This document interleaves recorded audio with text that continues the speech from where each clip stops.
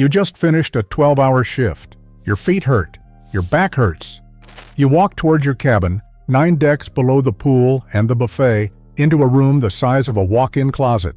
This is the only place on the entire ship where you can finally rest. But for most crew members, that room isn't a relief.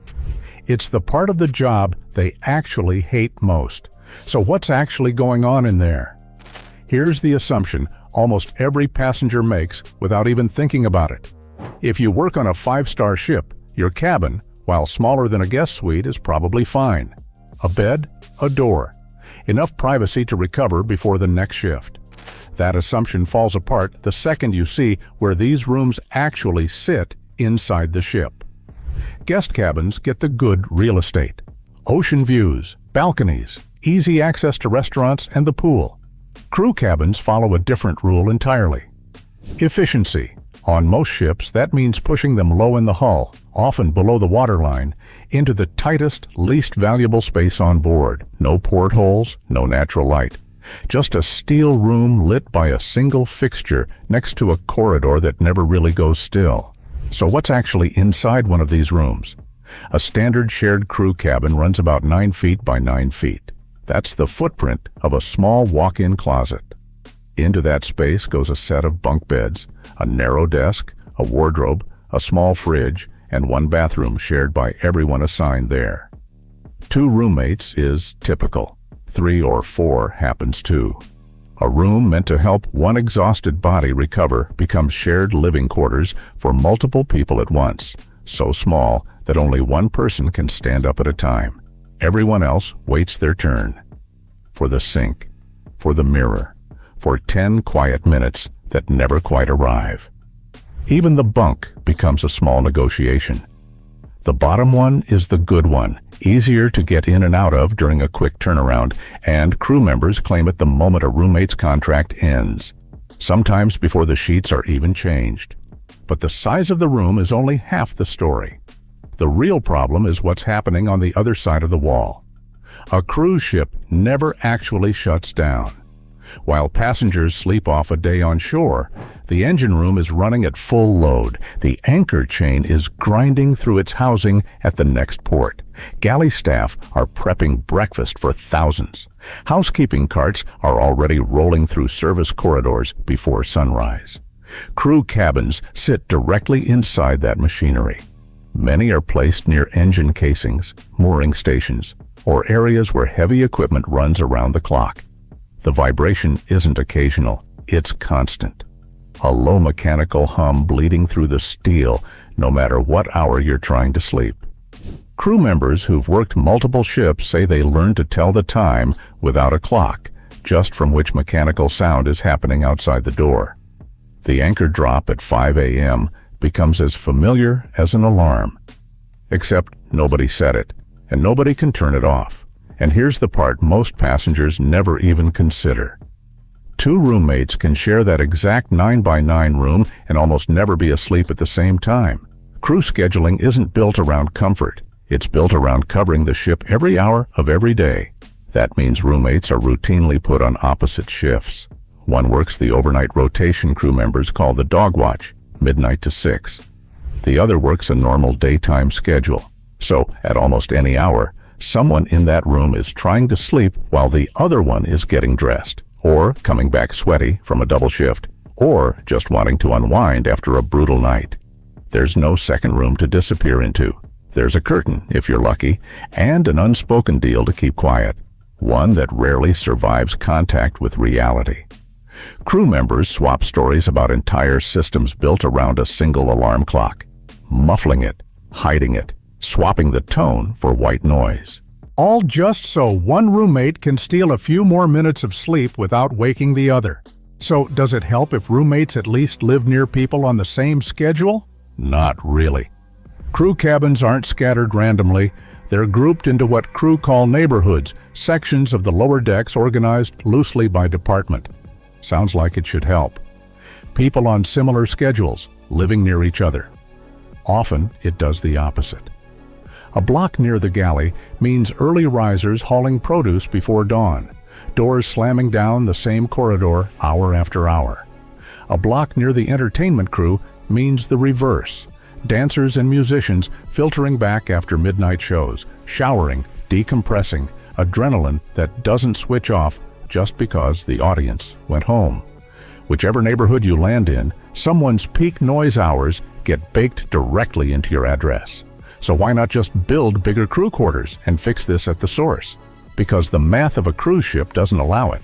Every square foot on board is treated as potential revenue.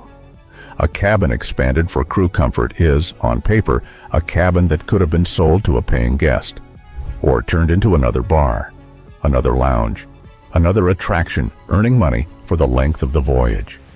Crew space isn't profitable, it's overhead. And on a ship engineered down to the square foot, overhead gets squeezed as hard as it can possibly be squeezed.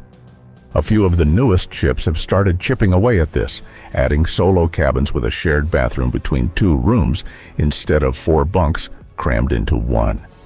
But that's a handful of vessels, not the standard across a global fleet that still runs into the hundreds. That squeeze shows up everywhere else too, not just the walls. Most entry-level contracts run 4 to 10 months at sea with almost no days off. 10 to 13-hour shifts, 7 days a week, is the norm across hospitality and food service. So that cramped, noisy cabin isn't some minor inconvenience at the edge of the job. It's the only place a person has to physically and mentally recover between shifts that barely leave room to breathe. When your entire life for months narrows down to a shift on the ship and a bunk in a windowless room, the condition of that room stops being a footnote. It becomes the difference between finishing a contract in one piece and burning out halfway through it. Then there's the walls themselves. Crew areas, unlike guest decks, weren't built with much acoustic thought at all. Conversations carry. Footsteps carry. An alarm going off at 5:30 in the next cabin might as well be going off in your own. Quiet hours exist on paper, and most crew respect them out of basic decency toward people they'll live beside for months. But decency only stretches so far when your shift ends at 2 in the morning and you still need to shower, eat, and wind down enough to sleep in a room where somebody else is already trying to. Rough weather makes it worse in a way that's easy to overlook. Lower decks pitch and roll more than the decks above. Closer to every groan and shudder, the hull makes fighting the sea. On a calm crossing, barely noticeable. On a night with real swell, crew describe gear sliding inside lockers, doors creaking against their frames, a general unease that makes deep sleep even harder to reach. All while knowing the next shift starts in a few hours, regardless of how the night went. So what does months of this actually do to a person? Sleep deprivation on a cruise ship isn't a rare hardship story. It's closer to the baseline condition of the job. Crew describe turnaround days when thousands of passengers leave and thousands more board within hours, where sleep gets reduced to fragments stolen between tasks instead of one solid block at night. Fatigue like that doesn't just make people tired, it slows reaction time, sours moods, strains the very roommate relationships that are supposed to make months at sea bearable. Some crew members quit contracts early for reasons that look on paper like homesickness or burnout.